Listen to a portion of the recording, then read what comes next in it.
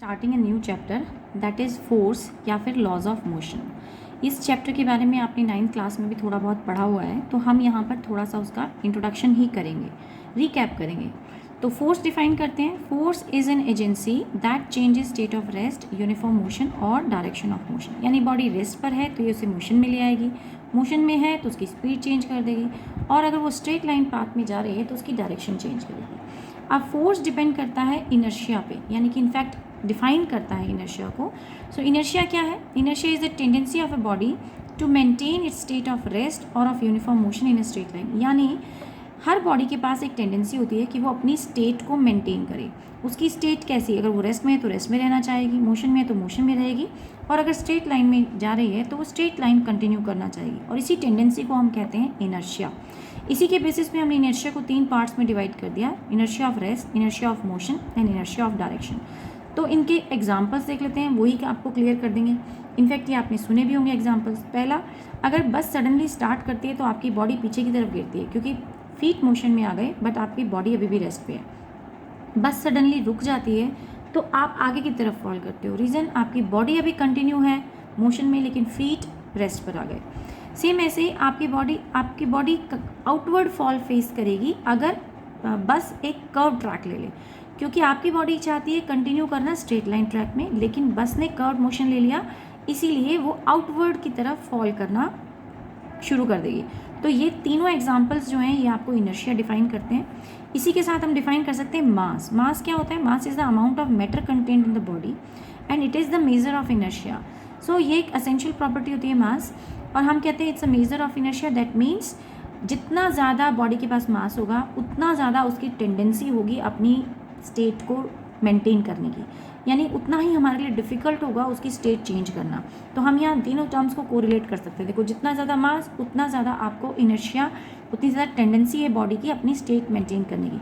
जितनी ज़्यादा टेंडेंसी है उतने ही ज़्यादा अमाउंट में आपको फोर्स अप्लाई करनी पड़ेगी उसकी स्टेट चेंज करने के लिए। सो ये तीनों इंटर रिलेटेड हैं। अभी इनर्शिया का कॉन्सेप्ट कहाँ से आया?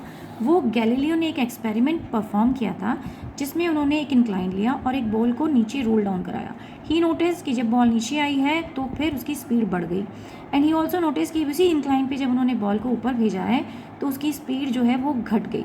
देन ही कंक्लूडेड कि अगर हम बॉल को ऊपर भेज रहे हैं तो स्पीड घट रही है, नीचे ला रहे हैं तो स्पीड बढ़ रही है, लेकिन अगर हम उसे स्ट्रेट लाइन में भेजें तो बॉल की स्पीड पर कोई फ़र्क नहीं पड़ना चाहिए, उसे सेम स्पीड से ट्रैवल करना चाहिए विदाउट स्टॉपिंग। तो इन्फिनिटी तक वो सेम स्पीड से ट्रैवल करे।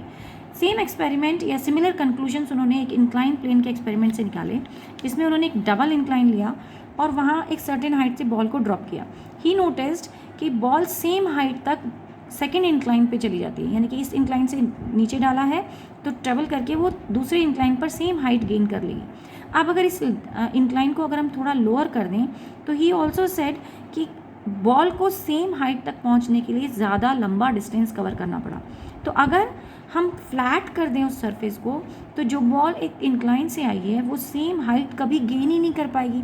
तो अगर वो गेन ही नहीं कर पाएगी तो वो सेम स्पीड के साथ वो इन्फिनिटी तक वही डिस्टेंस कवर करने की कोशिश करती रहेगी, यानी कि मोशन में रहेगी, सेम स्टेट में रहेगी, मूविंग रहेगी। इन कंक्लूजन से एक्चुअली जो गैलीलियो थे उन्होंने कॉन्सेप्ट दिया था इनर्शिया का। सब हम बात करते हैं मोमेंटम की। मोमेंटम को हम कैसे डिफाइन कर सकते हैं? It is the quantity of motion possessed by the body, या हम ये भी बोल सकते हैं it is the amount of motion contained in the body. So momentum को हम डिफाइन करते हैं as a product of mass into velocity. ये सब आपने 9th में पढ़ा हुआ है, तो आई थिंक इतना डिफ़िकल्टी आपको नहीं आ रही होगी, लेकिन थोड़ा थोड़ा कॉन्सेप्ट मैं ऐड करती जा रही हूँ। यूनिट क्या होती है मोमेंटम की? Kilogram metre per second. और क्वांटिटी कैसी है? ये एक वेक्टर क्वांटिटी है। तो अगर हम मोमेंटम की बात करें तो यहाँ मोमेंटम एक वेक्टर क्वांटिटी है, तो इसका मतलब इसकी डायरेक्शन भी होगी। अब यहाँ हम 3 केसेस लेते हैं कि m1 is equal to m2 हो तो क्या होगा, v1 is equal to v2 हो तो क्या होगा, और p1 p2 के बराबर हो जाए तो क्या होगा। So let us understand it here कि इन केस फर्स्ट केस ले लिया हमने, if your m1 is equal to m of 2, अगर आपके पास m1 m2 के बराबर आ रहा है देन आप क्या कह सकते हैं? तो मोमेंटम का फॉर्मूला होता है mv, लेकिन हमारे पास अगर हम p1 निकालें तो वो होना चाहिए था m1 v1, p2 निकालें तो वो होना चाहिए था m2 v2, लेकिन हम कह रहे हैं m1 m2 इक्वल है, तो इसका मतलब हम कह दें m1 v mv1 और इसे को कह देते हैं mv2। यानी अब आपके पास मोमेंटम सिर्फ प्रोपोर्शनल हो गया किसके, m1 प्रोपोर्शनल हो गया v1 के, सिर्फ वेलोसिटी के। और अगर आप इसे ग्राफिकली रिप्रेजेंट करना चाहें, p का ग्राफ बनाएं with velocity, so you will find कि it will come out to be straight line, क्योंकि जितना ज़्यादा मास तो सेम हो गया दोनों बॉडीज़ के पास, तो जितनी ज़्यादा वेलोसिटी दोनों बॉडी गेन करेगी उतना ही ज़्यादा आपको मोमेंटम मिलेगा। तो अगर m क्या है, m कांस्टेंट है, तो उस सिचुएशन में more the velocity more you will get the momentum. Same second case देख लेते हैं। आपके बार हम कह रहे हैं कि सपोज मान लीजिए दोनों बॉडीज़ की वेलोसिटी, दो बॉडी है दोनों की वेलोसिटी सेम है, तो वेलोसिटी सेम है तो आपकी बार मोमेंटम किसके प्रोपोर्शनल हो गया, सिर्फ मास के। और अगर हम फिर से एक ग्राफ प्लॉट करें किसके बीच में, इन दोनों के बीच में एक ग्राफ प्लॉट करते हैं, और अगर हम फिर से एक ग्राफ प्लॉट करें तो आपकी बार वो भी फिर से स्ट्रेट आएगा, मोमेंटम और मास के बीच में हमने फिर से ग्राफ प्लॉट किया, and then you will find कि आपकी बार क्या कांस्टेंट था, v कांस्टेंट था। तो v कांस्टेंट हो गया तो भी आपका ग्राफ स्ट्रेट लाइन आ रहा है। थर्ड केस ले लेते हैं कि आपकी बार हम कह रहे हैं कि मोमेंटम इक्वल है, दोनों में मोमेंटम इक्वल है। तो मोमेंटम इक्वल है तो p1 हमारे पास था m1 v1, p2 था m2 v2, और अगर आप इसको रीअरेंज करके लिखें तो m1 by m2 is equal to v2 by v of 1। ये रिलेशनशिप आ गई। तो यहाँ से एक चीज़ क्लियर होगी कि m1 जो है इन्वर्स में जा रहा है वेलोसिटी के साथ, तो मास जो है इन्वर्सली रिलेटेड है वेलोसिटी के साथ। तो अगर हम यहाँ ग्राफ प्लॉट करें तो if we plot a graph mass और वेलोसिटी के बीच में, it will come out this in this shape, क्योंकि वेलोसिटी और मास क्या है, इन्वर्सली रिलेटेड है। तो ये ग्राफ जो है घटता हुआ आएगा, जैसे जैसे वेलोसिटी इंक्रीज करेगी आपका मास जो है वो घट जाएगा, क्योंकि मोमेंटम क्या है, सेम है। ये दो इंडिपेंडेंट बॉडीज़ की बात हो रही है, मतलब अगर दो बॉडीज़ हैं, दो अलग अलग बॉडीज़ हैं, दोनों का मोमेंटम सेम आ रहा है, तो इसका मतलब ये है जिस बॉडी के पास वेलोसिटी ज़्यादा है उसका मास कम होगा, जिसके पास मास ज़्यादा है उसकी वेलोसिटी कम होगी, क्योंकि दोनों में कैसा रिलेशनशिप है, इन्वर्स रिलेशनशिप है। अब बात करते हैं हम न्यूटन्स के लॉ की। न्यूटन का फर्स्ट लॉ कहता है कि body will continue in its state of rest और of uniform motion unless until acted by some external force. और यही लॉ जो है एक्चुअली इनर्शिया को डिफाइन करता है, क्योंकि इनर्शिया भी क्या कह रहा था, इनर्शिया कह रहा था कि हर बॉडी की टेंडेंसी है कि वो अपनी स्टेट में ही कंटिन्यू करेगी, अपनी स्टेट को ही मेंटेन करेगी। और फर्स्ट लॉ ने भी यही कहा है कि एक बॉडी अपनी स्टेट को कंटिन्यू करेगी जब तक उसके ऊपर कोई एक्सटर्नल फोर्स नहीं लग रही। तो इनफैक्ट ये कह सकते हैं हम कि फर्स्ट लॉ ने इनर्शिया को डिफाइन कर दिया। तो यहाँ फर्स्ट लॉ सिर्फ एक डेफिनेशन देता है, इसके हम बहुत सारे एग्जांपल्स ले सकते हैं कि इनर्शिया को बहुत सारे नॉर्मल डेली लाइफ के एग्जांपल्स हैं जिसको हम कोरिलेट कर पाएंगे। Let me take one by one. These are very common example. जैसे आपने सुना होगा कि when a horse suddenly starts running, तो जो राइडर है वो पीछे की तरफ गिर जाएगा। आपने ये भी सुना होगा, एक एक्टिविटी तो बहुत ही कॉमनली आई थिंक बहुत बार डेमोन्स्ट्रेट की जाती है कि एक कार्डबोर्ड लें, उसे आप ग्लास के ऊपर रखें, और जब उस कार्डबोर्ड को आप सडनली हिट करेंगे तो उसके ऊपर अगर आपने कुछ कॉइन्स रखे हैं या कोई भी वेट रखा है तो वो वेट कहाँ गिरेगा, वो ग्लास के अंदर गिरेगा। क्यों? क्योंकि वो कार्डबोर्ड मोशन में आया मगर वो जो वेट था वो मोशन में नहीं आया। सो ये बहुत सारे एग्जांपल्स हैं जो डेली लाइफ में आप नोटिस कर सकते हैं।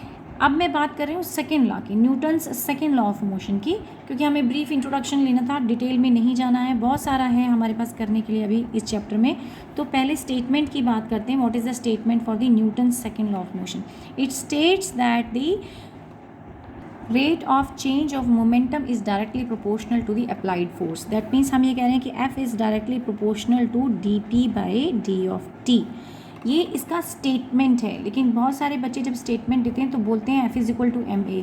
वो स्टेटमेंट नहीं है, स्टेटमेंट इज़ दिस। तो अब अगर हम इसमें रिलेट करें इसको, तो हम यहाँ P को क्या बोलते हैं? P आपके पास रिलेशन था P is equal to mv।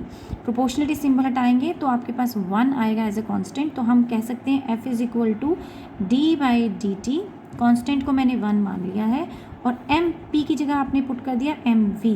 जब आप इसे डेरिवेट करते हैं तो मास तो कांस्टेंट है, मास का डेरिवेशन नहीं होगा, सिर्फ वेलोसिटी का डेरिवेशन होगा। तो you are left with D V by D T. डी क्या चीज़ सिग्निफाई कर रही है? देखो अब आपको पता चल गया होगा डी क्या है, इंस्टेंटेनियस। बहुत स्मॉल चेंज की बात हो रही है। तो यहाँ पर हमने डिफ्रेंसिएशन वेलोसिटी का लिया है, जो स्मॉल चेंज वेलोसिटी में आया उसकी बात हो रही है, बट मास में कोई वेरिएशन नहीं होता, तो मास इज अ कांस्टेंट, वो हमने बाहर ले लिया। dv/dt is your acceleration, so ये मैं write f is equal to ma। तो हम ये कह रहे हैं कि स्टेटमेंट सेकेंड लॉ का ये कहता है कि f is equal to dp/dt, that means the rate of change of momentum, and उस स्टेटमेंट का आउटकम है f is equal to ma, यानी इसका कंक्लूजन पार्ट है F is equal to M A. तो ये स्टेटमेंट नहीं है, बट ये स्टेटमेंट क्या कहती है कि जब तक एक बॉडी के पास, यहाँ हम ये कह सकते हैं, देखो यहाँ से कंक्लूजन क्या निकल रहा है कि F is equal to M A आ गई है। तो हमने फर्स्ट लॉ बोला था कि एक्सेलरेशन या कोई बॉडी जो है वो अपनी स्टेट में कंटिन्यू करेगी unless until acted by some external force. तो ये कंफर्म कर रहा है, फर्स्ट लॉ जो को कंफर्म कर रहा है सेकंड लॉ, वो ये कहता है कि मान लो एक्सटर्नल फोर्स नहीं लग रही है, तो इसका मतलब एम ए ज़ीरो हो गया। एम ए तो कभी ज़ीरो तभी हो सकता है जब मास तो कभी ज़ीरो होगा नहीं, तभी ज़ीरो हो सकता है जब तुम्हारा एक्सेलरेशन ज़ीरो हो। So this implies the acceleration zero, और एक्सेलरेशन अगर ज़ीरो है तो इसका मतलब यू क्या है, कांस्टेंट है, वेलोसिटी क्या है, वो कांस्टेंट है। तो हम कंफर्म कर रहे हैं, यानी कि सेकेंड लॉ जो है वो फर्स्ट लॉ ऑफ इनर्शिया को कंफर्म करता है। Also using your second law we can calculate the amount of force. अगर हम कहें कि बॉडी के ऊपर फोर्स लगी और बॉडी जो है मोशन में आ गई, यानी उसकी एक्सेलरेशन आया उसके अंदर, उसकी वेलोसिटी चेंज हुई, तो कितने अमाउंट की फोर्स लगी वो कैलकुलेट करने में भी हमें सेकेंड लॉ हेल्प करता है। वो चाहे हम किसी भी मेथड से करें, dp/dt से भी कैलकुलेट कर सकते हैं और ma से भी कैलकुलेट कर सकते हैं। तो फोर्स कैसी चीज़ है, फोर्स एक क्वांटिटी है, कैसी, वेक्टर, ये वेक्टर क्वांटिटी है, ये हमें पता होना चाहिए। फोर्स वेक्टर है और इसकी डायरेक्शन, वेक्टर है तो डायरेक्शन भी होगी, तो डायरेक्शन कहाँ होगी, वही डायरेक्शन जो एक्सेलरेशन की है। जिस डायरेक्शन में आपकी एक्सेलरेशन है उसी डायरेक्शन में आपकी फोर्स होगी। अब हम इसकी यूनिट की बात कर लेते हैं, तो यूनिट होती है न्यूटन, या फिर दूसरे सिस्टम में बोल सकते हैं kilogram metre per second square. This is also a changed version, changed unit आप कह सकते हैं कि हमने दोनों ही ऐसा ही है, लेकिन हम जनरली उसको साइंटिस्ट नेम से यानी न्यूटन से रिप्रेजेंट करते हैं। एक और कन्वर्जन है, ये आपने अपने यूनिट्स एंड डायमेंशंस में पढ़ा होगा कि 1 newton is equal to 10⁵ dyne. तो ये कन्वर्जन है यूनिट्स का, हम कहीं कहीं कैलकुलेशन में हमें ज़रूरत हो तो हम इसे यूज़ कर सकते हैं। सो आगे बात करते हैं। Now we know about the resolution of vector. तो रिजोल्यूशन ऑफ वेक्टर के मुताबिक फोर्स क्या होनी चाहिए, force X component I cap, Y component J cap plus F of Z जो है वो के कैप हम लिख सकते हैं। सेम वैसे ही हम मोमेंटम को भी लिख सकते हैं, मोमेंटम को लिख सकते हैं P x of I cap. ये रिजॉल्व कर रहे हैं हम किसी भी वेक्टर को, पी जो है मोमेंटम वो भी वेक्टर क्वांटिटी है, फोर्स भी वेक्टर क्वांटिटी है, तो हम इन्हें रिजॉल्व करके आई जे के यानी 3 डायमेंशंस में रिजॉल्व करके हम इस तरह से लिख सकते हैं। तो हम इनको डिफाइन भी कर सकते हैं, यानी कि आप अगर आपको फोर्स डिफाइन करना है which is equal to dp/dt, तो आप ये कह सकते हैं, अगर आप इन दोनों को कंपेयर करें, यहाँ पे लिख देते हैं दिस इम्प्लाइज, हम एफ एक्स आई कैप, एफ वाई जे कैप प्लस एफ जेड के कैप लिखते हैं, और दूसरी तरफ आफ्टर डिफ्रेंसिएशन जब ये क्वांटिटी आएगी तो आएगा आपके पास dpx/dt, एंड देन उसके बाद I cap plus dpy/dt, then J cap and dpz/dt and K cap.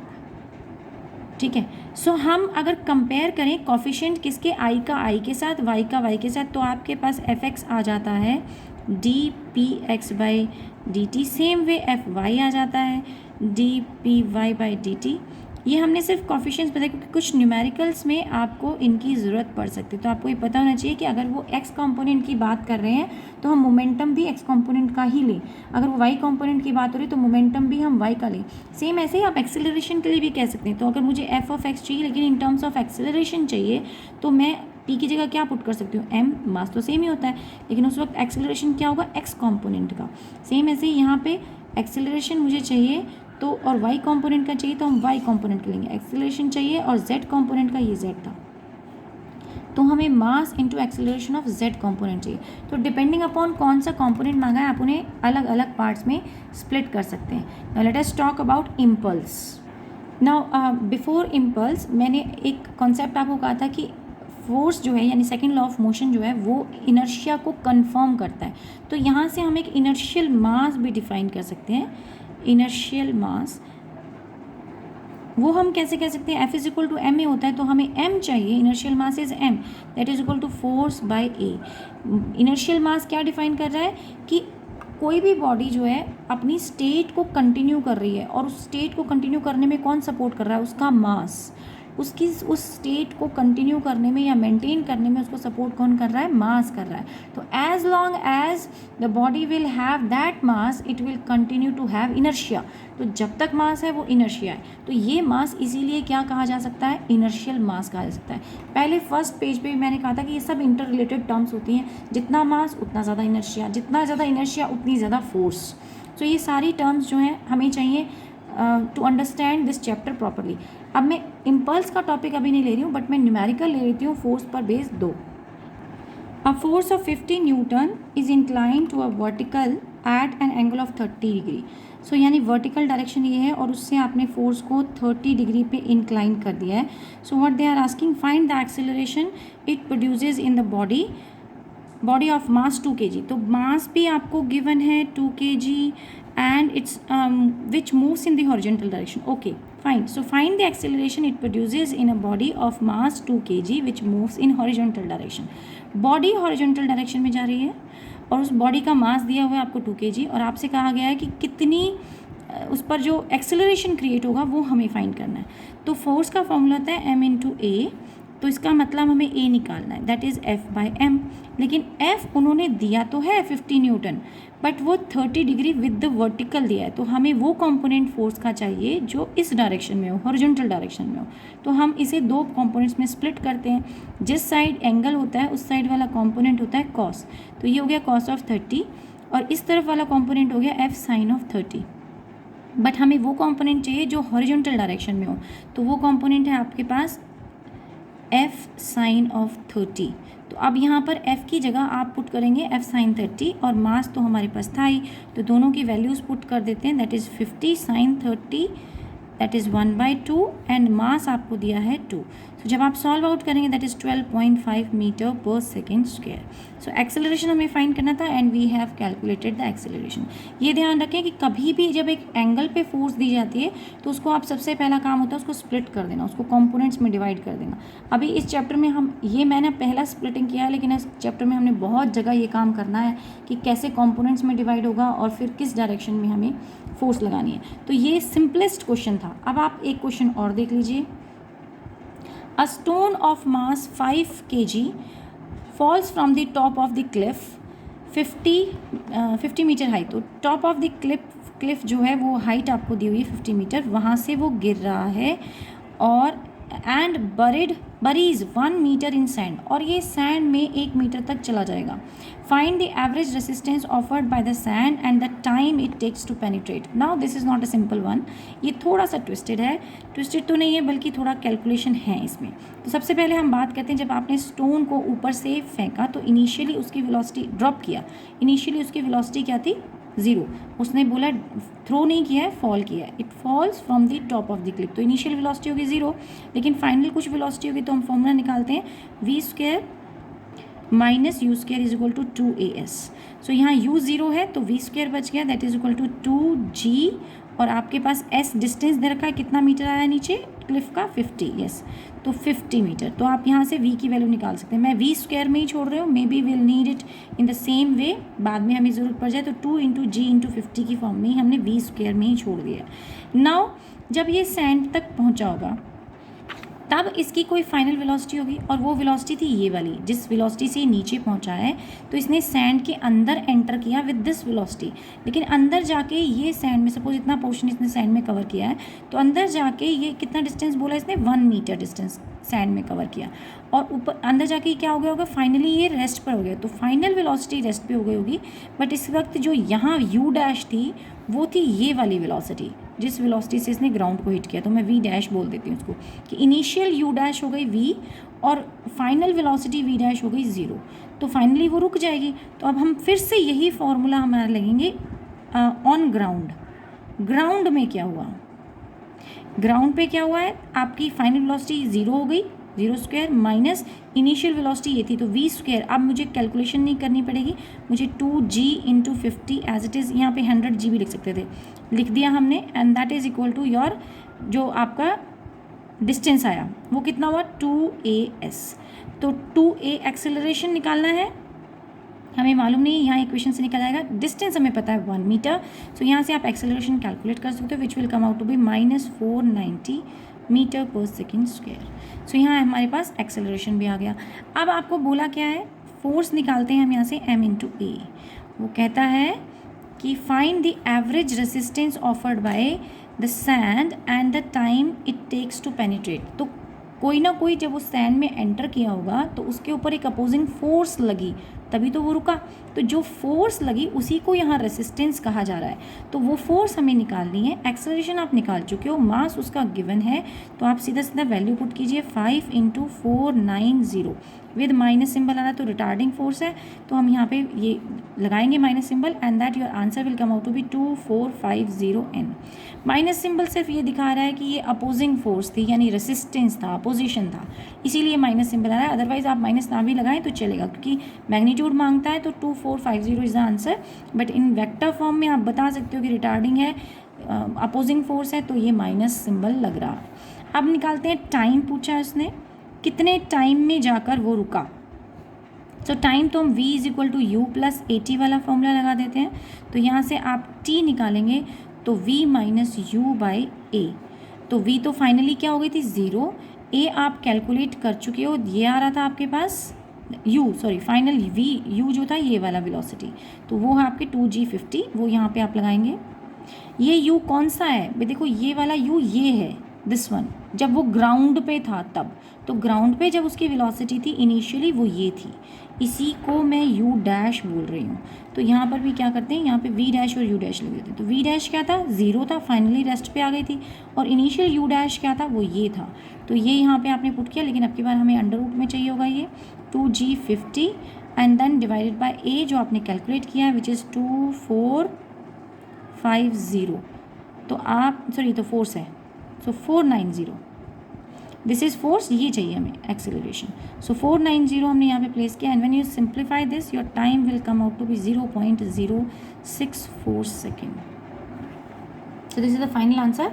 सो आज की क्लास के लिए इतना ही। ऐसे ट्विस्टेड क्वेश्चंस तो नहीं कह सकते, बल्कि ये तो बहुत सिंपलेस्ट है। अभी इतने ज़्यादा ट्विस्टेड तो आई नहीं। जब आप वेक्टर्स फॉर्म में डिवाइड करेंगे या फ्री बॉडी डायग्राम वाले क्वेश्चंस देखेंगे तो थोड़े ज़्यादा डिफिकल्ट होते हैं, बट ये कंपैरेटिवली इजी था। तो यहाँ तो हमने सिर्फ इक्वेशन ऑफ मोशन यूज़ किए हैं, और यहाँ आप फेमिलियर होंगे इस टाइप के क्वेश्चन से पहले। सो अगली क्लास में लेंगे हम इम्पल्स। Thank you.